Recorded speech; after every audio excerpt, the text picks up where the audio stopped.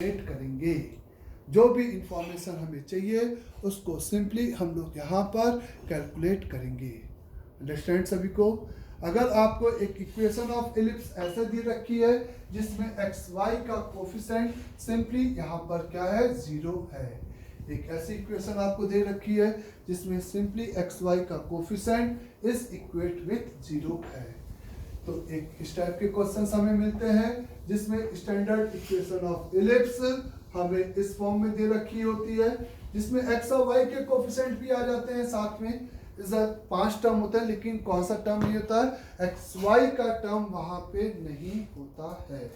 X Y का term वहां पे नहीं होता है, ऐसा होगा। समझ में आया सभी को यहां तक?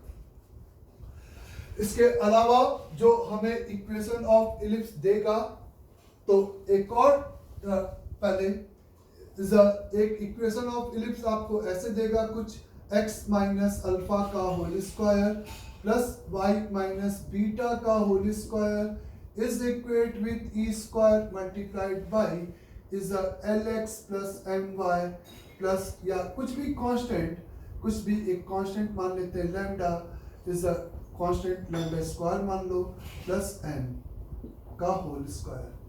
इधर कुछ x माइनस अल्फा का whole square, y minus beta का whole square is equal to उधर एक लाइन का होल स्क्वायर जैसा कुछ देगा, एक लाइन का होल स्क्वायर जैसा इक्वेशन आपको प्रोवाइड करेगा, है ना। तो इस इक्वेशन से रिप्रेजेंट अगर आपको इक्वेशन ऑफ एलिप्स, अगर आपको इक्वेशन ऑफ एलिप्स अगर एग्जामिनर ने इस फॉर्म में दे रखा है तो इसमें एक एक्स वाई का टर्म भी आएगा, यानी कि ये एक इंक्लाइंड एलिप्स होगा। इंक्लाइंड एलिप्स कहने का मतलब इसकी मेजर एक्सिस, मेजर एक्सिस और माइनर एक्सिस इस बार कोऑर्डिनेट एक्सिस के अलोंग या पैरेलल नहीं होंगी। एक्स वाई का कोफिशिएंट आ जाने से वो आपका एलिप्टिकल पाथ एक एंगल पे क्या हो जाएगा, रोटेट हो जाएगा। और इस इक्वेशन से रिप्रेजेंट एलिप्स को प्लॉट करने के लिए हम इस रिलेशन को कंपेयर करेंगे PS is equal to E multiplied by PN से। किससे कंपेयर करोगे? PS is equal to E multiplied by PN से। तो PS इसको बनाने के लिए, इस फॉर्मेट को PS बनाने के लिए x, y से डिस्टेंस दोनों तरफ हम अंडर रूट ले लेंगे। First step x minus alpha का whole square plus y minus beta का whole square mod of lambda is equal to mod of lx plus my plus n। लेकिन ये लाइन से डिस्टेंस अभी नहीं है। लाइन से डिस्टेंस बनाने के लिए इसको under root over L square plus M square से डिवाइड और यहाँ पे मल्टीप्लाई करोगे, तब जाकर ये आपका Pn का काम करेगा और तब जाकर ये मल्टीपल आपका E का काम करेगा। तो उस केस में आपको जो इनसेंट्रिसिटी हो जाएगी बच्चे, वो आपकी यहाँ पर कितनी आ जाएगी, is the mod of lambda into under root over L square plus M square, जो कि आप देखना 0 और 1 के बीच का नंबर होगा। और इसका one of the focus alpha comma beta पे ऐसे कंक्लूड करोगे एंड द करस्पॉन्डिंग, क्योंकि अब दो फोकस हो गए, दो फोकस और दो डायरेक्ट्रिक्स है, then the corresponding directrix is L X plus M Y plus n बराबर 0 हो गया। अब इस इक्वेशन ऑफ एलिप्स के बारे में अगर एग्जामिनर ने कोई भी इंफॉर्मेशन पूछी है कि इसका सेंटर क्या होगा, इसकी मेजर एक्सिस और माइनर एक्सिस की लेंथ क्या होगी, जो भी आप कैसे प्रोसीड करोगे, आप सबसे पहले अंडर रूट लेके ये इंफॉर्मेशन इसके ये एक्सट्रैक्ट करोगे। सबसे पहले उसकी डायरेक्ट्रिक्स को यहाँ पे प्लॉट कर दोगे। डायरेक्ट्रिक्स को XY प्लेन में प्लॉट कर सकते हैं हम आराम से, इसका स्लोप वगैरह देखते हुए कि ये स्लोप इसका पॉजिटिव है कि निगेटिव है।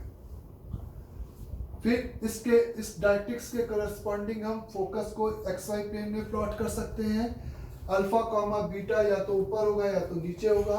अगर ये सही में एलिप्स है, लाइन पे नहीं होगा क्योंकि फिक्स पॉइंट लाइन पे लाई नहीं करता है, तो कहीं पे भी होगा।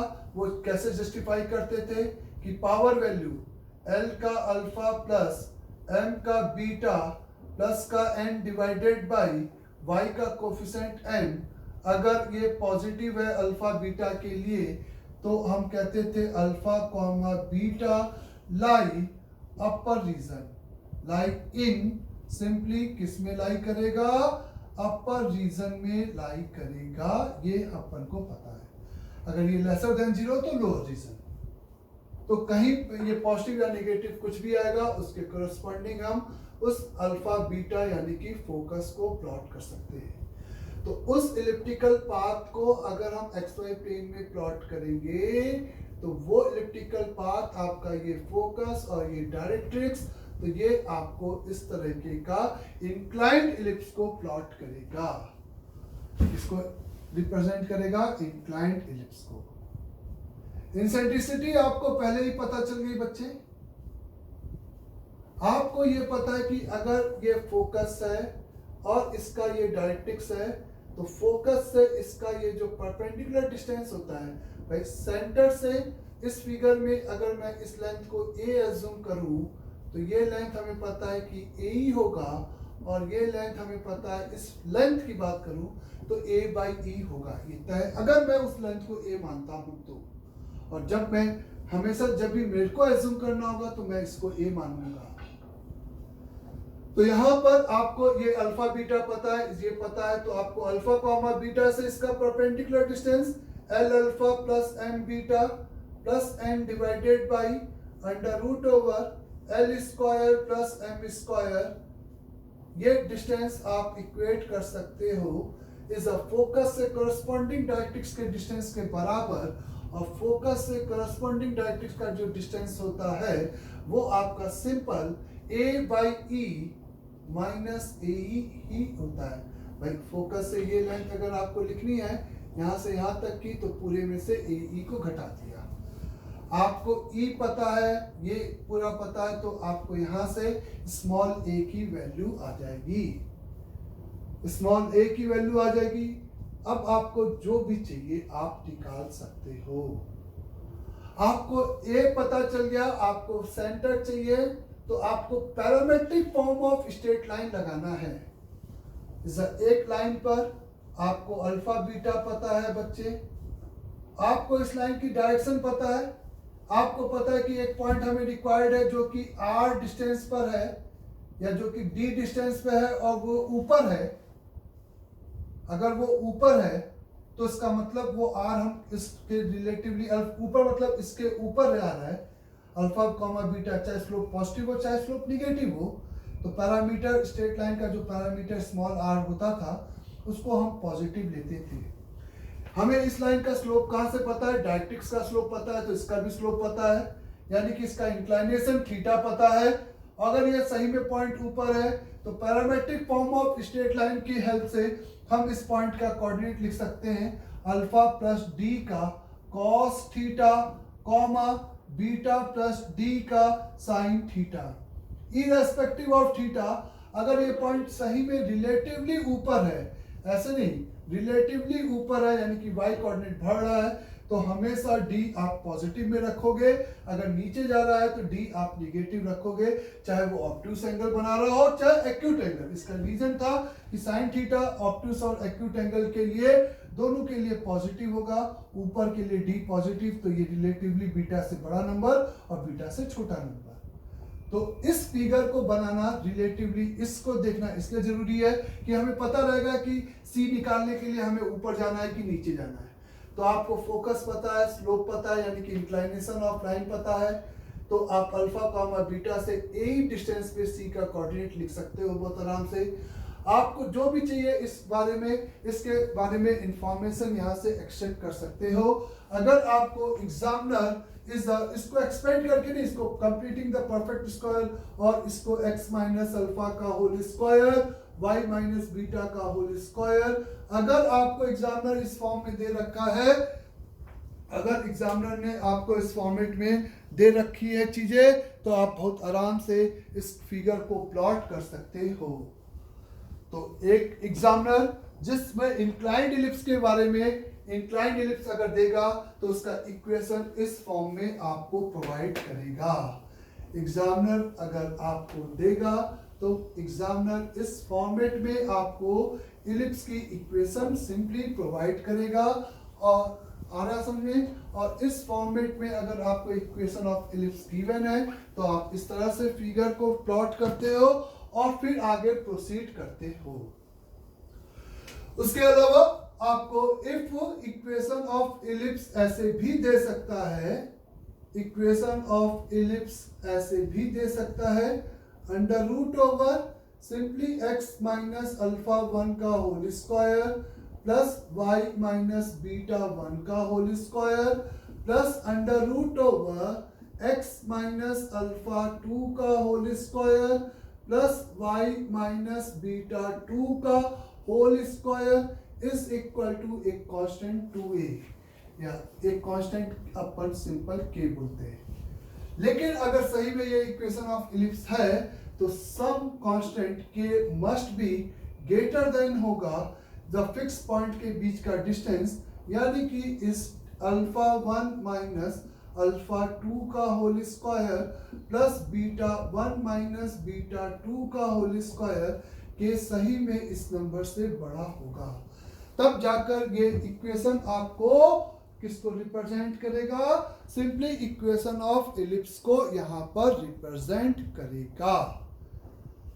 तो सेकंड इक्वेशन ऑफ इलिप्स जिसको एग्जामिनर आपको अगर कभी भी देगा तो ये आपको इस फॉर्मेट में देगा, ये तय है, जहां पे k की वैल्यू इससे बड़ी होगी। और अगर एग्जामिनर ने ये दिया है तो सबसे पहले आप ये कहोगे कि जो फिक्स पॉइंट है इससे क्या क्या इंफॉर्मेशन आपको इस फोकस के कोऑर्डिनेट आपके alpha 1 comma beta 1 and alpha 2 comma beta 2 simply आपके फोकस के कोऑर्डिनेट हो जाएंगे।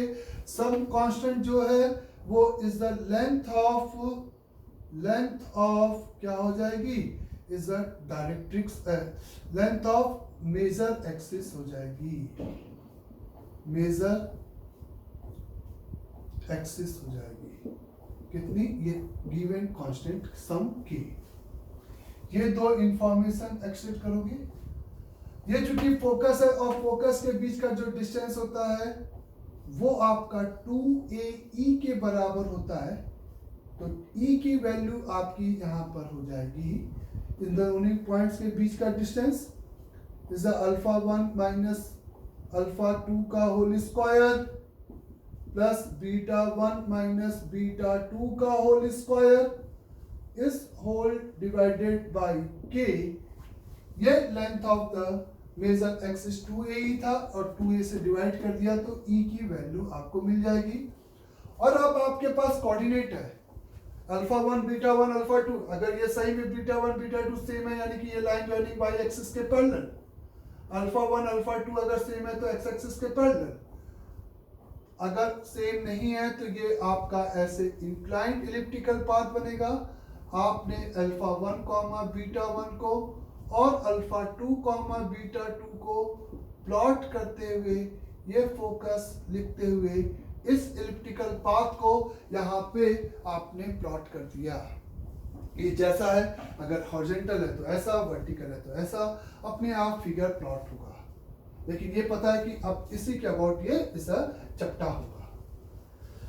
इसके सेंटर का कोऑर्डिनेट आपको पता है कि S1 और S2 का मिड पॉइंट हो जाता है।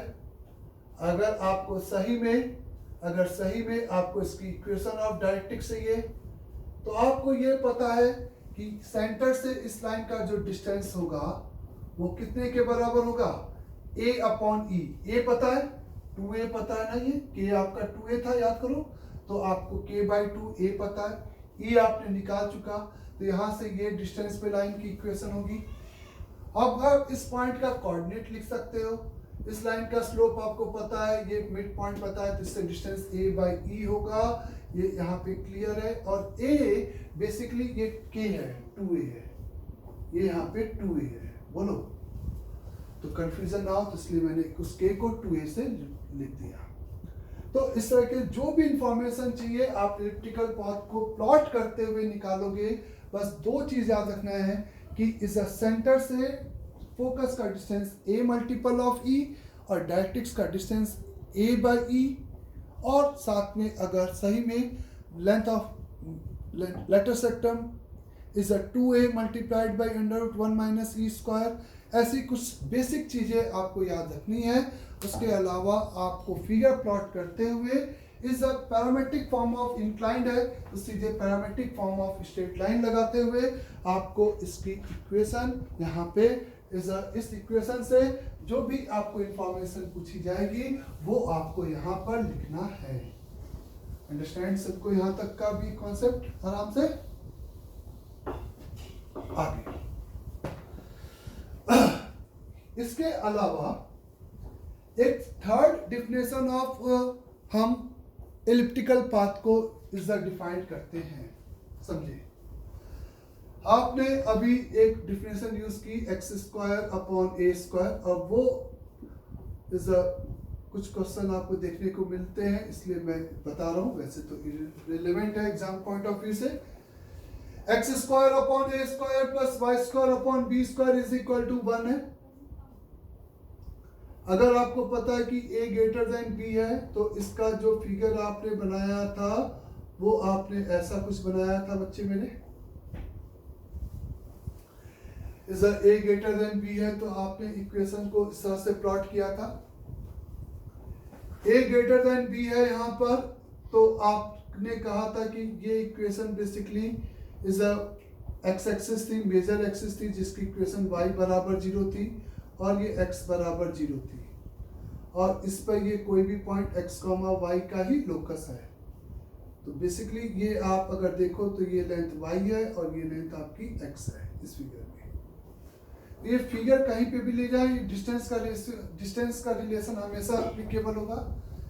तो इस स्मॉल x को मैं बोल सकता हूँ कि इस x, y का डिस्टेंस फ्रॉम माइनर एक्सिस। तो डिफिनेशन 3 की बात कर रहा हूं यहां पे मैं। The perpendicular distance from P of x, y to is a minor axis. Perpendicular distance of P of x, y from minor axis। ये देखो x आपका यही है का whole square is whole divided by is a semi small a is a major axis। Length लिख लो, length of semi minor axis का whole square plus like perpendicular distance from P of x, y to the minor axis का whole square plus is the perpendicular distance from P of x, y जो कि elliptical path पे है to is the major axis। जब आप major axis से उसके perpendicular distance का होल स्क्वायर यहाँ पे लिख रहे हो तो आप डिवाइड कर रहे हो बेसिकली b यानी कि लेंथ ऑफ, ये बस इसी को एनालॉजी लेके आप कंपेयर करके लिख रहे हो और कुछ नहीं है। Is a semi minor axis, semi not पूरा क्योंकि स्मॉल ही है, इज इक्वल टू 1। तो ये आपका simply the third definition of elliptical path हो गया। तो अगर एक इंक्लाइंड इलिप्स है जिसके बारे में हमें ये इंफॉर्मेशन है, 4 इंफॉर्मेशन है, क्या क्या? Perpendicular distance from P of x, y to the minor axis and perpendicular distance of P of x, y to the major axis। इस तरह की चीज़ें अगर आपको अप्लीकेबल है तो इस तरह से आपको यहाँ पर 2 लाइन की इक्वेशन है, एक को मेजर एक्सिस और एक को माइनर एक्सिस। आपस में ये लाइन और ये लाइन हमेशा परपेंडिकुलर होगी। मतलब आपको एग्जामिनर ने कहा है कि मेजर एक्सिस आपका कुछ भी है तो is a inclined elliptical path में एक ये भी तरीका होता है इलिप्स की इक्वेशन देने का। तो third definition of equation of ellipse, equation of ellipse अगर हम लिखें is a equation of ellipse को अगर हम लिखें तो उस पॉइंट P का लोकस जो कि इलिप्स पे लाई कर रहा है उसके मेजर एक्सिस से परपेंडिकुलर डिस्टेंस का whole square upon semi minor axis की लेंथ का होल स्क्वायर प्लस उसका माइनर एक्सिस से परपेंडिकुलर डिस्टेंस का whole square upon semi major axis के होल स्क्वायर। ये एक पर्टिकुलरली डिफरेंट आपको इस तरीके का आपको यहाँ पर कांस्टेंट मिलेगा जो कि इस इलिप्टिकल पाथ को इस प्लॉट करेगा और इसके बारे में फिर हमें जो भी इंफॉर्मेशन दिया जाएगा हम इसको कैलकुलेट कर सकते हैं। अभी क्वेश्चंस में और अच्छे से समझ आएगा। ये केवल मैंने उसी इक्वेशन में x square upon A square में एक्स को बोला कि एक्स का वाई का is a simple minor axis से डिस्टेंस का होल स्क्वायर, उसी को उठाकर फॉर्मूले में एक्स और वाई को डिस्टेंस बनाते हुए is the third definition of elliptical path हम लोग ने यहाँ पे डिफाइंड कर दिया है। नाउ सपोज आपको इक्वेशन ऑफ इलिप्स इस तरह से दे रखी है। इक्वेशन ऑफ इलिप्स आपको A X square plus 2hxy plus B Y square बराबर स्मॉल सी दे रखा है। अगर ये एक इक्वेशन है, सी अगर जीरो है याद करें तो ये आपका सी जीरो है तो आपका पेयर ऑफ स्ट्रेट लाइन जैसा इक्वेशन होता था, तो इसका मतलब ये कांस्टेंट टर्म यहाँ पे जीरो नहीं है। अंडरस्टैंड? और इस इलिप्स का अगर हमें सेंटर निकालना है तो एक तरीका होता था, मैंने आपको बताया था कि सेंटर ऑफ इलिप्स निकालने के लिए आप किसी भी 2 डिग्री इक्वेशन को x के रिस्पेक्ट में पार्शियली डेरिवेटिव कर दो और y एक्सिस के रिस्पेक्ट में पार्शियली डेरिवेटिव कर दो। आ रहा याद? और जो दो इक्वेशंस मिलेंगी वो उस सेंट्रल कोनिक के सेंटर यानी कि इलिप्स का सेंटर को रिप्रेजेंट करेगी। तो ये आपका एक इक्वेशन ऑफ इलिप्स है। अगर तो इस इक्वेशन ऑफ इलिप्स का जो सेंटर होगा, लेकिन वो कब है? जब c not equal to 0 and ये सेंटर कब है बच्चे? जब c is not equal to 0 and is h square minus ab is lesser than 0। ये नेसेसरी कंडीशन है। आ रहा सबको समझ में? नाउ मैंने क्या बोला? द सेंटर ऑफ इलिप्स, इस इलिप्स में x और y नहीं है, एक्स वाई है, यानी कि एक्स वाई होने से ये बात क्लियर है कि इसकी जो एक्सिस होगी मेजर एक्सिस और माइनर एक्सिस वो along to the coordinate axis नहीं होगी, ये एक इंक्लाइंड इलिप्टिकल पाथ को रिप्रेजेंट करेगा। इसका जो सेंटर होगा वो सिंपली आपका 0,0 होगा। इस होमोजीनियस बराबर कांस्टेंट में आप एक बार इज सिंपली एक्स के रिस्पेक्ट में और वाई के रिस्पेक्ट में इसको डिफरेंशिएट करके वेरीफाइड करना चाहो तो कर दो। तो इस इक्वेशन से जो रिप्रेजेंट इलिप्टिकल पाथ होगा वो आपका एक्स वाई प्लेन में कुछ इस तरीके से प्लॉट होगा। Is a inclined elliptical path जरूर होगा, ऐसा है ना। तो इसके लिए इसका ये कितने एंगल पे मेजर एक्सिस और कितने एंगल पे माइनर एक्सिस होगा और इसका ये कैसा फिगर होगा, ये पता करने के लिए मैंने क्या काम किया कि सिंपली इस इक्वेशन को इस पोलर फॉर्म में बदल दिया। मतलब x, y की जगह पर मैंने इसको सेटिस्फाइड करा दिया r का cos थीटा, r का sin थीटा से।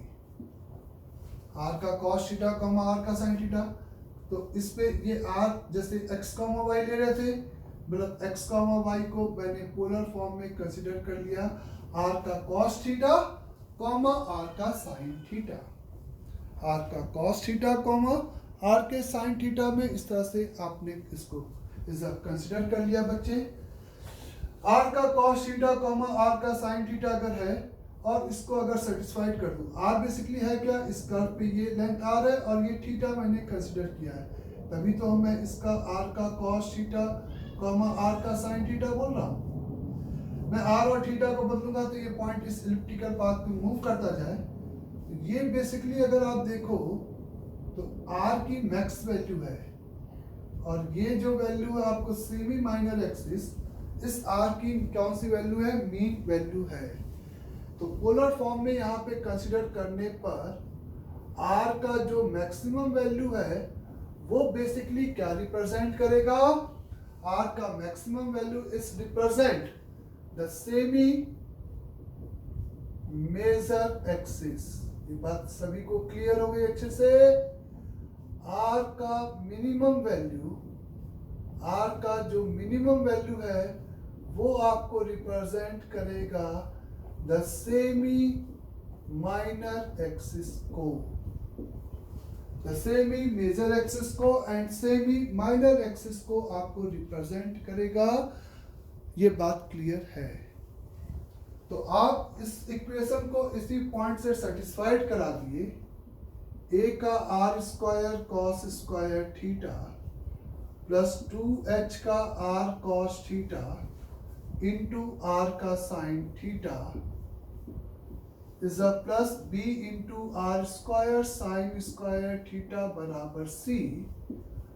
आर स्क्वायर आपने कॉमन निकाल दिया तो ये आपको a का cos square theta plus 2h का sine theta cos theta plus का b का साइन स्क्वायर थीटा ऐसा कुछ मिल जाएगा। और इस ट्रिग्नोमेट्रिक फंक्शन की आप बहुत आसानी से मैक्सिमम और मिनिमम वैल्यू निकाल सकते हो।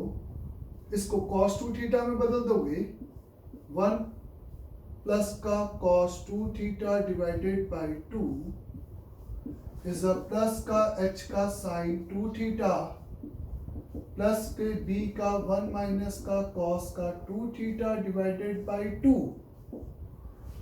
और सिंप्लीफाइड करते जाओगे डिनोमिनेटर तो आपको is the r square is equal to the c divided by a by 2 plus b by 2 plus h का साइन थीटा साइन 2 थीटा, है ना। ये प्रोसीजर याद रखना है कि इस तरह से पोलर फॉर्म में बदल देने से h का साइन 2 थीटा और a माइनस बी बाई 2 का cos 2 थीटा ये आएगा।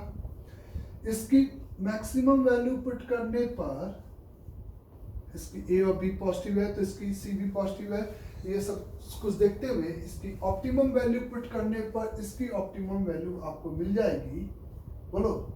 और वो वैल्यू के लिए डिनोमिनेटर जीरो नहीं हो रहा होगा, तभी ये बॉन्डेड वैल्यूज में आएगा। क्योंकि अगर इलिप्टिकल पाथ है तो ये आर स्मॉल आर एक आपका is a minimum to maximum में इज अ बॉन्डेड इंटरवल में होगा।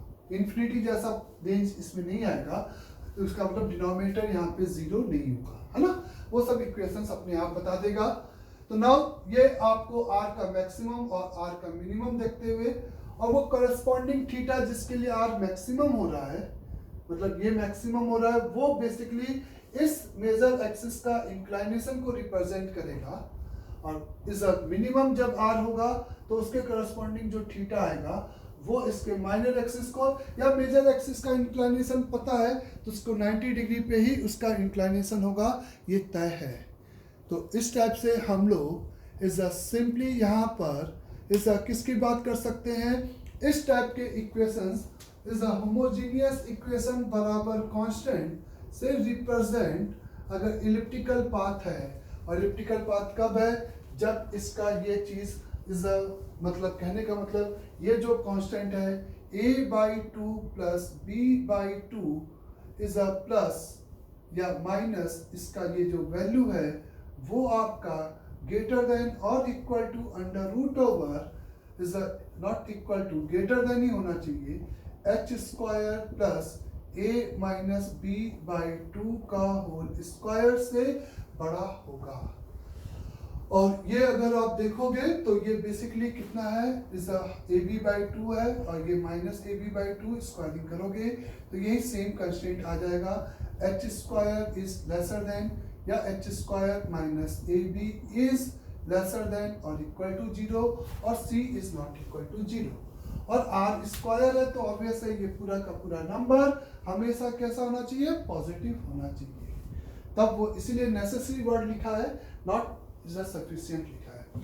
तो ये आपका इक्वेशन ऑफ इलिप्स अगर है तो इस टाइप के इक्वेशन ऑफ इलिप्स से इज इंफॉर्मेशन या उसका, क्योंकि इंफॉर्मेशन एक्सट्रैक्ट करने के लिए मैंने हमेशा कहा कि पहले अपन को फिगर बनाना है, फिगर बनाने के बाद अपन को प्रोसीड करना है, अंडरस्टैंड। तो एक एग्जामिनर ज़्यादा से ज़्यादा इस इलिप्स की इक्वेशंस को हमें इज़ा पूछा जा सकता है या इससे हमें बारे में इज़ा बोल सकता है। एक और कॉन्सेप्ट है simple, the area enclosed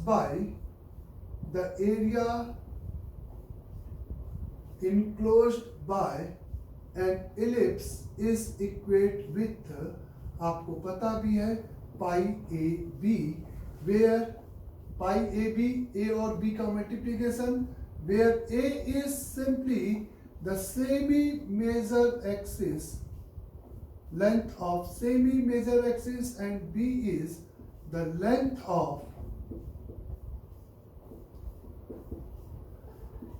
of minor axis को हम कहते हैं। तो इस टाइप के इक्वेशंस हमें एग्जामिनर देगा और उसके बारे में इंफॉर्मेशन पूछेगा, या उसका उल्टा केस होगा कि कुछ इंफॉर्मेशन देगा और करस्पॉन्डिंग इक्वेशन ऑफ इलिप्स आपसे पूछी जाएगी। यहाँ तक सभी को क्लियर अच्छे से?